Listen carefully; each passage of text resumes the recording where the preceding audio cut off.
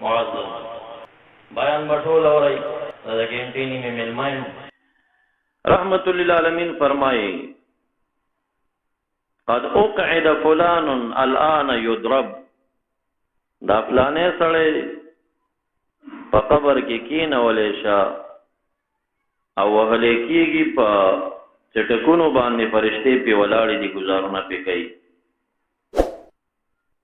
ولقد تطاير قبره نارا او دا قبري د اور نه لمبي وهي وډک دی ولقد صرخ صرخه يسمعها الخلائق د دې یو گزار سره د دومره چغه وهي چې دا تمام کائنات کې څومره مخلوقات دي دوی اوري الا الثقلين الجن والانس انسانانو پیریان ناوري د امتحان د وجه ولولا تمريج في صدوركم وتزيدكم في الحديث لسمعتم ما اسمع وکستاسو په زړونو یې نه چې زړونه به موچوي د یرینا بیا به بل خبره نه يم دا خبرې وکوي ما به دعا کړې و چې الله زه یو رمضوی ته مروا وروا چې دا مړي څومره چغي وهي څومره رمباړي وي خو بیا به ټینګ نشي زړونه به موچوي چې کم حال پاغي تیری چا تاسو کما ذنبه مان د دې ګناه سوا قال ما فلان فكان لا يستبرئ من البول واما فلان وفلانا فكان ياكل لحوم الناس دا یو چې دبا ځان دا وړو بولو نه ساتلو نه به احتیاط او وړو بولو کې باقی نه کو او دا بل چې د غیبت کولو یا اکل لحوم الناس د عام مؤمنانو وخی به پړی چې تعبیر دی دا غیبت نو عمل معلوم شو چې کوم عمل د لا عذاب قبر راځي چې هغه به احتیاطی را استنجا کې به احتیاطی را دغه نجاساتونو په حفاظت کې او غیبت کول دا دواړه د بیماری دي چې ډېرې عامي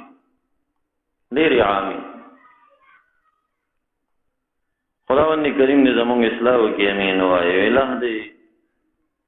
د عذاب قبر او عذاب جهنم نه موږ تاسو ته نجات راکړي امین وایي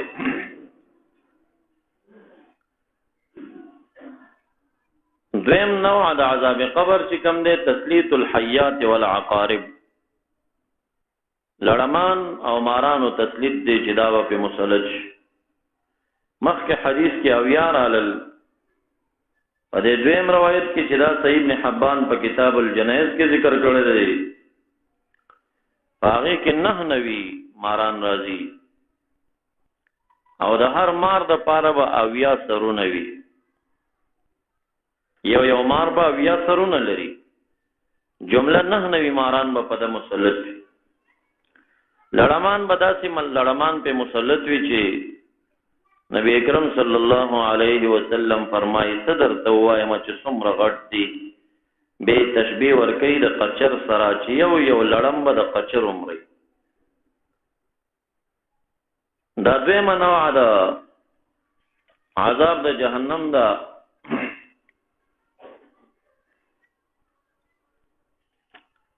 دریم نوع د عذاب د جهنم چې د رد راس المیت بحجر وشق شدقه فرشتہ به مقرره وي دا سر به ورته پکانی باندې چقې خدا سي به چقې چې وی ولي نو سر به د زره زره شي کانه به ورغړي چې هغه دا کانه راخلي د سر به بیا جوړ شوی نو دویم گزار به پیو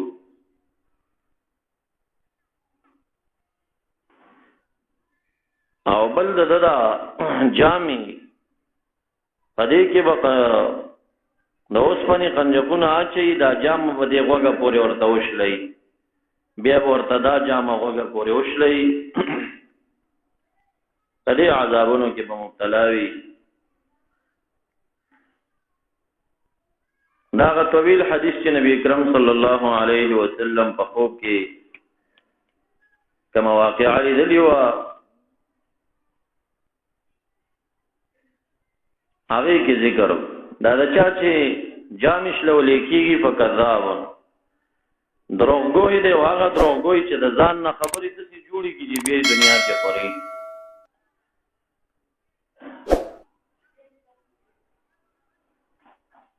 او دا دویم سړی هغه دی چې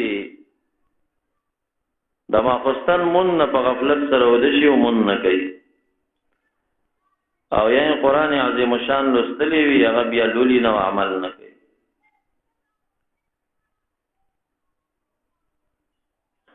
نو دا درې منوع د عذابونو دا چې قبر کې انسان تبا ملاويږي. بهرحال د عذاب قبر مسله متيقنه ده چې دا یوازې يهوديان او عیسویانو ته نه دی،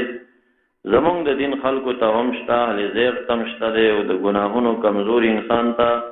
چې کمزوري اعمال له چاوي هغه ته هم شته دی.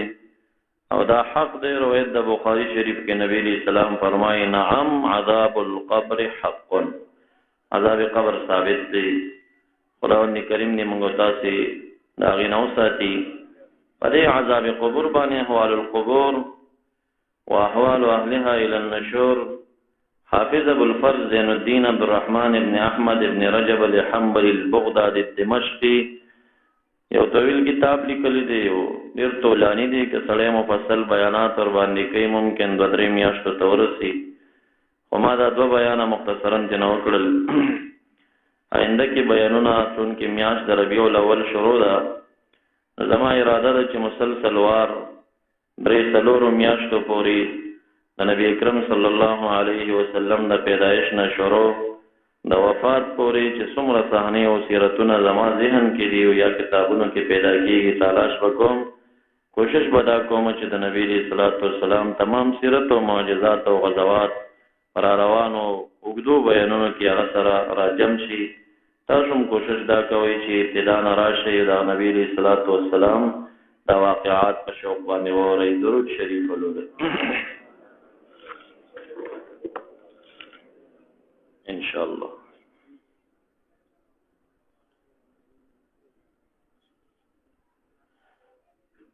ربنا اغفر لنا ولوالدينا ولأساتذتنا ولمشايخنا ولتلاميذنا ولأحبابنا ولجميع المؤمنين والمؤمنات والمسلمين والمسلمات الأحياء منهم والأموات. خداوند کریم زمونږ ټول ګناهونه معاف کړي. رحمت للعالمین سید العرب والعجم محمد مصطفی صلی الله علیه وسلم دې میاش کې یو عظیم نعمت مسلمانانو ته ورکړی شوی دی. الله موږ په دې نعمت خوشاله یو. دې عظیم نعمت موږ ټول قدردان او شکرګزار جوړ کړي. محمد مصطفی صلی الله علیه وسلم پراتو مو خوشاله لري. رحمت للعالمین شفاعت ټول نصیب ورده. اللهم صل علی سیدنا و مولانا محمد.